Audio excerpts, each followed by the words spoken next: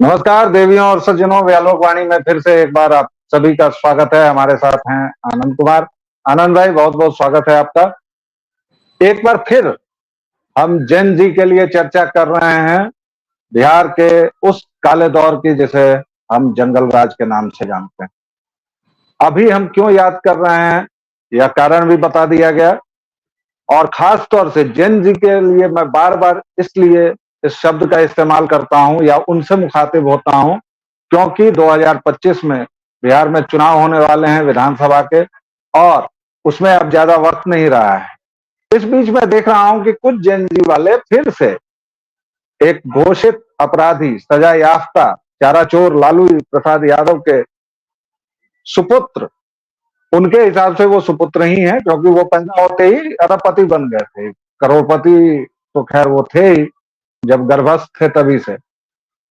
उस तेजस्वी यादव की बहुत बलैया ले रहे हैं बिहारी सब, और इससे ज्यादा क्षोभ की बात, इससे ज्यादा दुख की बात और कुछ नहीं हो सकती है। इसलिए बिहारियों, जन जी के बिहारियों, खासतौर से तुम सभी को सावधान करने के लिए मैं और आनंद भाई लेकर आए हैं उस दौर की खतरनाक और दर्दनाक कहानियां। आज आनंद भाई, आपकी पोटली में क्या है? आज किस हत्याकांड पर हम बात आज करेंगे? आज देखिए क्या है कि कई बार अल्पसंख्यक मुद्दों की बात कर रहे होते हैं राजद के जो नेता लोग होते हैं, और किस्मत से उनका जो अल्पसंख्यक कहना होता है, तो उनका जो अल्पसंख्यक होता है वो सिर्फ एक समुदाय विशेष की बात कर रहा होता है। अल्पसंख्यक की बात हम लोग जब करते हैं तो बिहार में असल में अल्पसंख्यक कहने के लिए जैन समुदाय का नाम लिया जाना चाहिए, और जैन समुदाय का नाम याद आते ही सबसे पहले जो कांड याद आता है वो होता है शिल्पी जैन, यानी शिल्पी गौतम हत्याकांड। इस हत्याकांड के बारे में काफ़ी कुछ कहा गया था, काफ़ी कुछ सुना गया था, लेकिन इसको करने वाले इतने रसूखदार थे, इतने दबंग थे कि जो परिवार था गौतम का, वो गौतम का परिवार भी कुछ नहीं कर पाया, जबकि गौतम का परिवार भी जो था वो अच्छा खासा रसूखदार परिवार था, कोई बहुत मामूली लोग नहीं थे। खुद गौतम के पिता जो थे बीएन सिंह। बीएन सिंह जो उनके पिता थे, उनके ऊपर चल रहा था मुकदमा, उनके ऊपर जाँच चल रही थी। चारा घोटाला, पशुपालन घोटाला जो हुआ था, उस मामले में बीएन सिंह पर भी जाँच चली थी, और इसी बीएन सिंह के पुत्र थे गौतम, और उनकी हत्या हो गई थी। और ये खुद भी कोई बहुत मामूली हस्ती नहीं थे। चारा घोटाले की आंच उन तक पहुंची थी, यानी वह लालू प्रसाद यादव के भी करीबी थे, सत्ता जी, जी। प्रतिष्ठान के भी करीबी थे।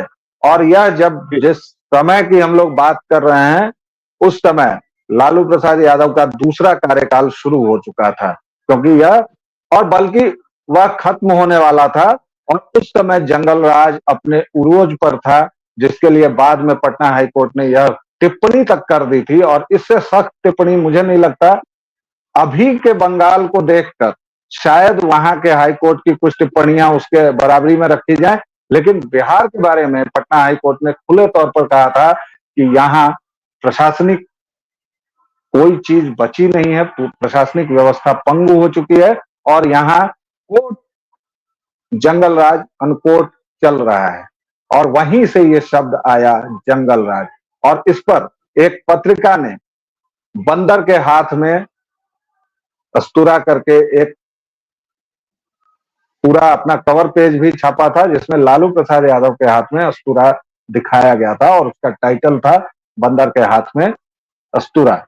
और उसके बाद उस पत्रिका पर क्या कार्रवाई हुई, उस पत्रिका के संपादक को क्या कुछ झेलना पड़ा, वो सारी चीजें हम अगले एपिसोड्स में बताएंगे। क्योंकि लालू प्रसाद यादव और उसके परिवार के कुकर्मों की फहरिस्त इतनी बड़ी है, और जंगल राज की घटनाएं इतनी ज्यादा और लोमहर्षक और दहलाने वाली हैं कि यह एक दो एपिसोड में खत्म नहीं होगा।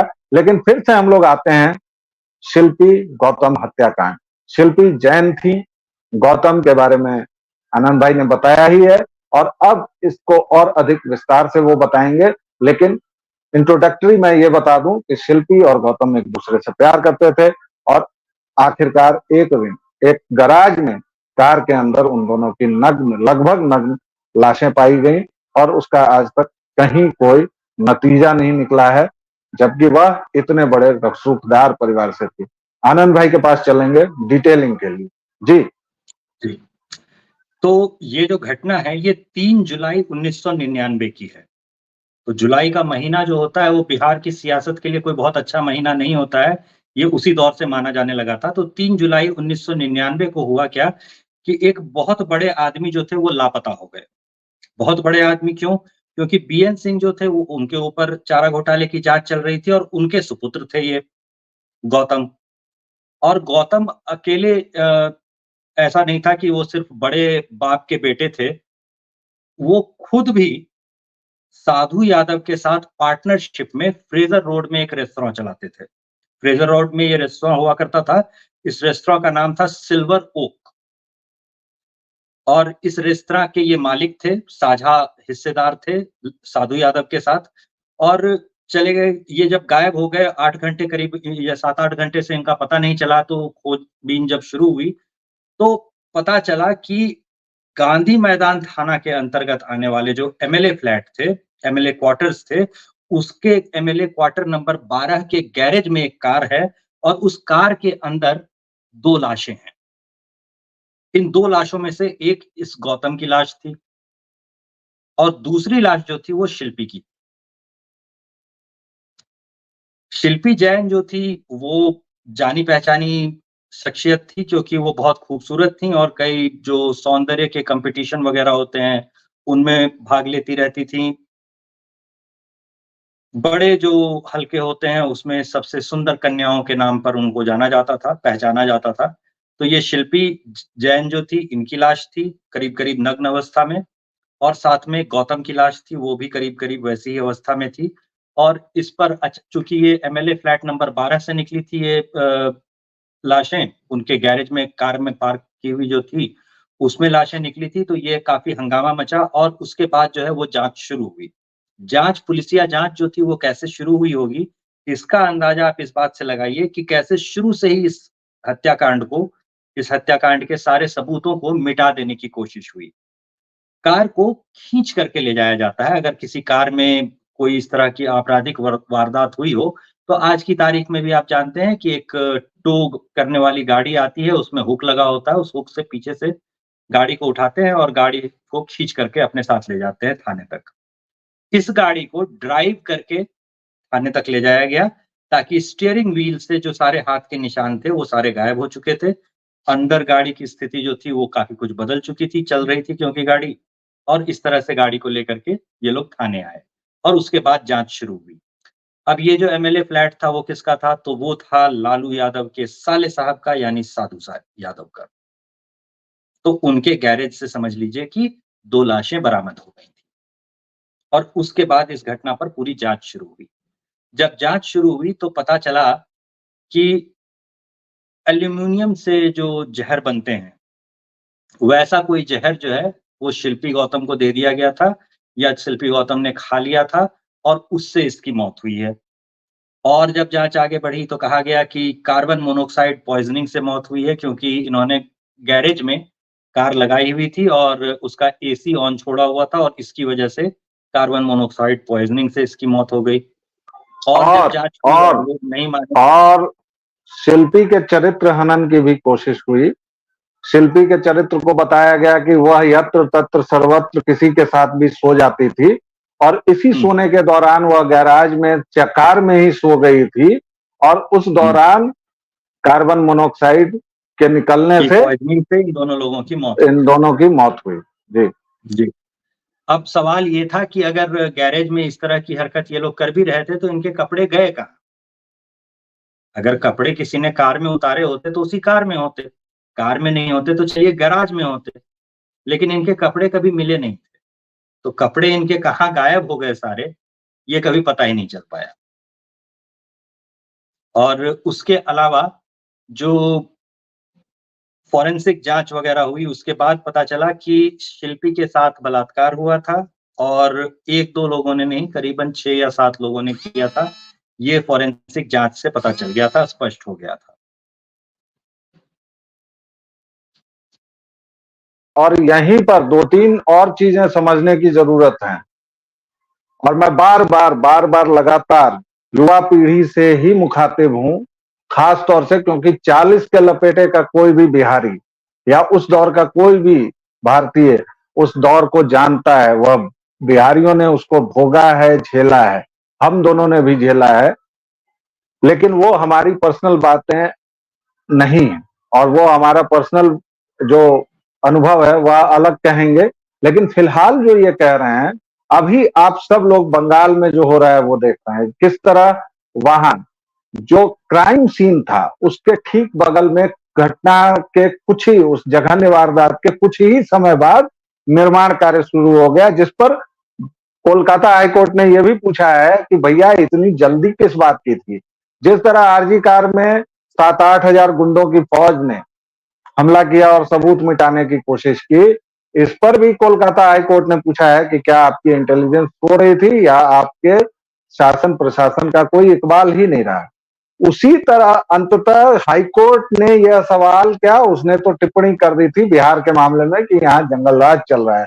इसलिए क्योंकि तब यह कौन था, राज्य के एक मुख्यमंत्री का साला और एक मुख्यमंत्री जो हो चुकी हैं या होने वाली होंगी उस समय, राबड़ी देवी उनका भाई, और अगला जो मुख्यमंत्री अभी लाइन में है उसका मामा।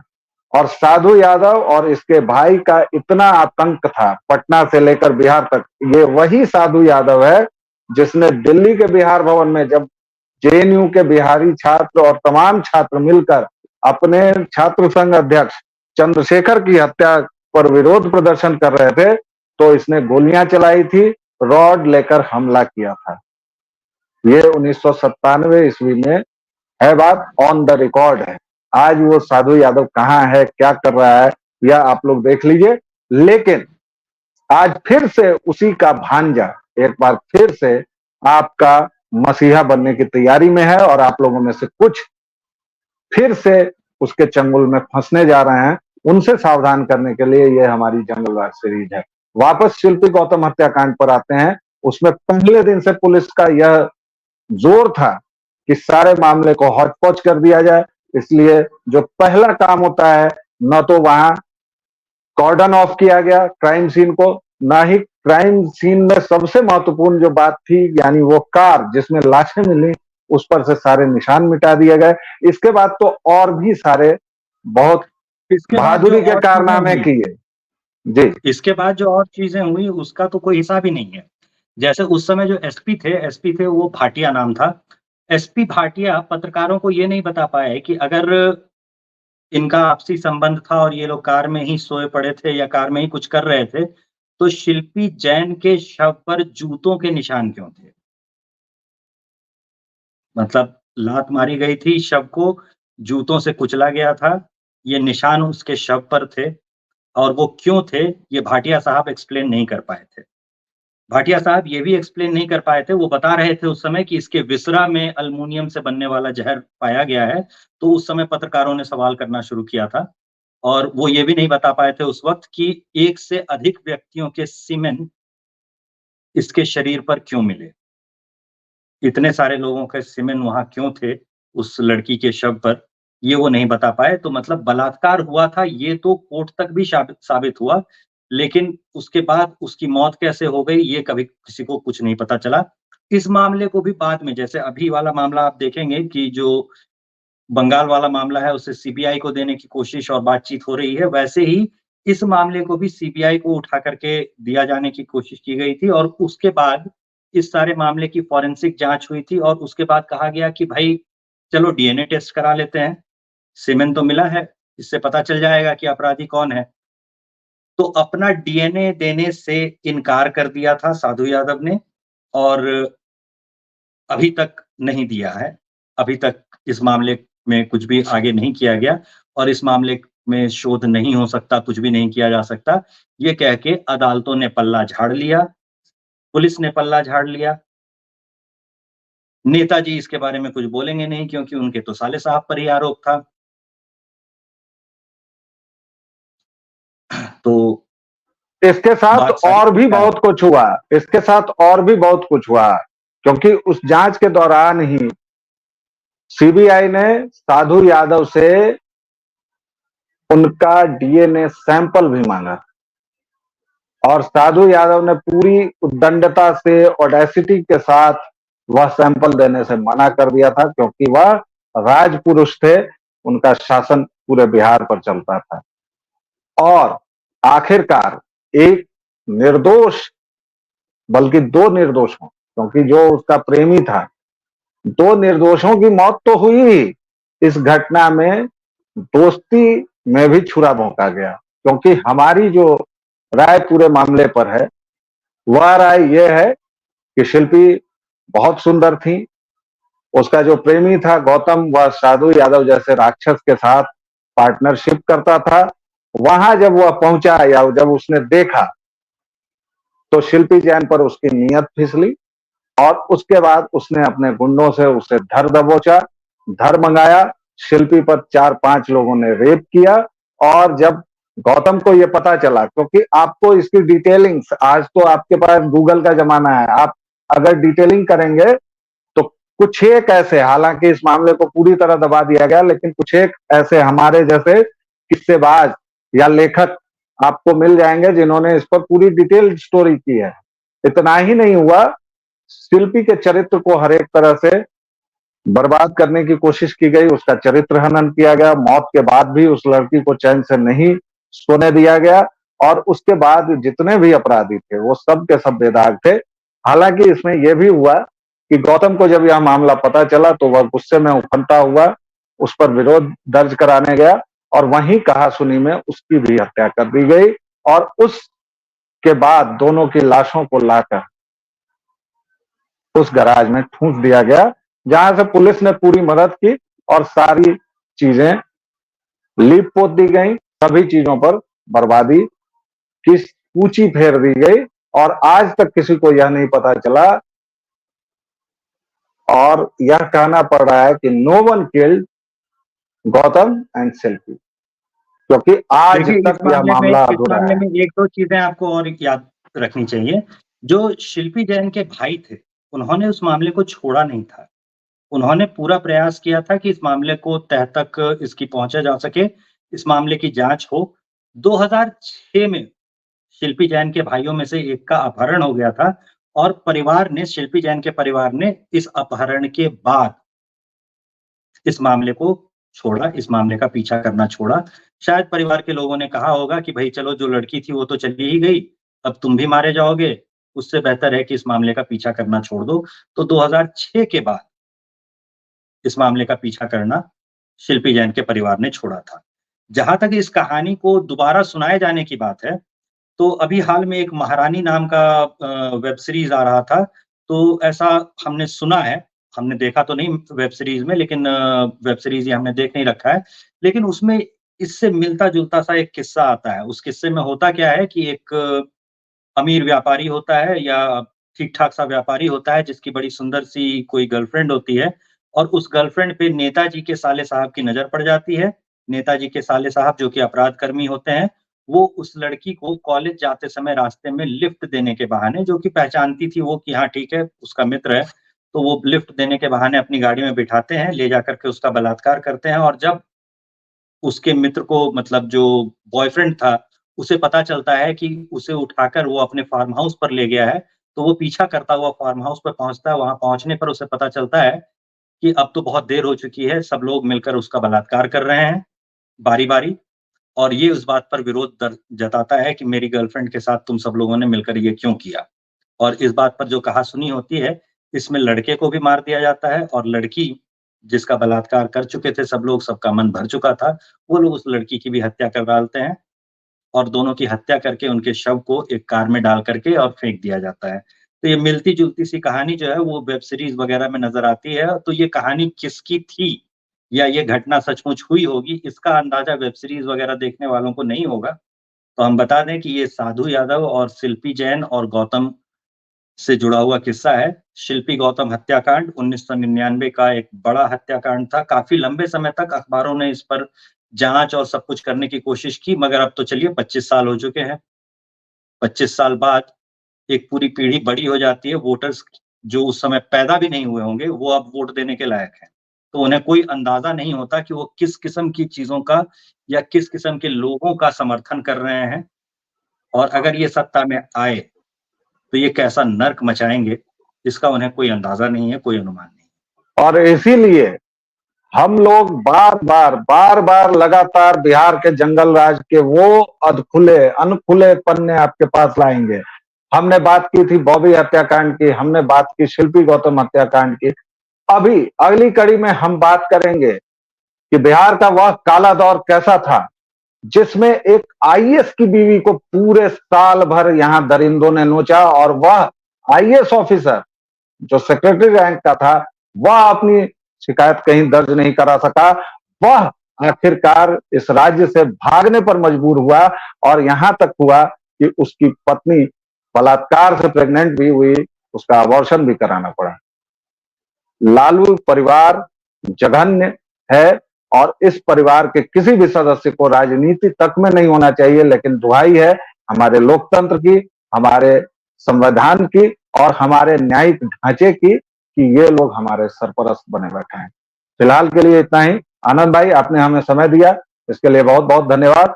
और दर्शकों, व्यालोक वाणी सुनते रहें, अपना प्रेम और स्नेह बनाए रखें। जय सिया राम।